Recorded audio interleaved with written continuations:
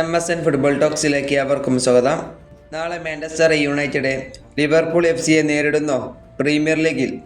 നാളത്തെ മത്സരത്തിന് മുന്നോടിയായുള്ള പ്രസ് കോൺഫറൻസിൽ മാഞ്ചസ്റ്റർ യുണൈറ്റഡിൻ്റെ ക്യാപ്റ്റനായിട്ടുള്ള ബ്രൂണോ ഫെർണാണ്ടസ് ചില കാര്യങ്ങൾ പറയുന്നുണ്ട്.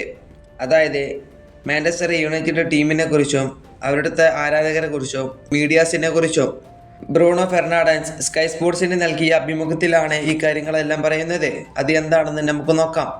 താരം പറയുന്നത് ഇങ്ങനെയാണ്: ഇവിടെ വരുന്ന ഏത് മാനേജർക്കും ഒരു മത്സരത്തിൽ തോൽക്കുന്നത് കൊണ്ട് തന്നെ പ്രതിസന്ധിയിലാണെന്ന് തോന്നും. കാരണം ഈ ക്ലബിൽ എപ്പോഴും അങ്ങനെ തന്നെയാണ്.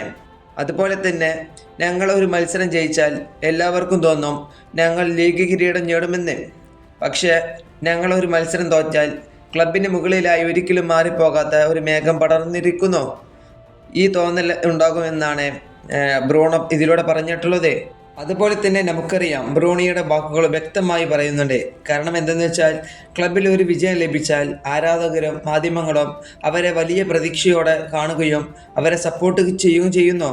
എന്നാൽ ഒരു തോൽവി വന്നാൽ അവരെ പ്രതിസന്ധിയിലാണെന്ന് പറഞ്ഞുകൊണ്ട് വലിയ വിമർശനങ്ങൾ ഉയർത്തുകയും ചെയ്യുന്നു യുണൈറ്റഡിൻ്റെ ആരാധകർ. അതാണ് ഇവിടെ ഇപ്പോൾ ബ്രൂണോ ഫെർണാണ്ടസ് പറഞ്ഞിട്ടുള്ളത്.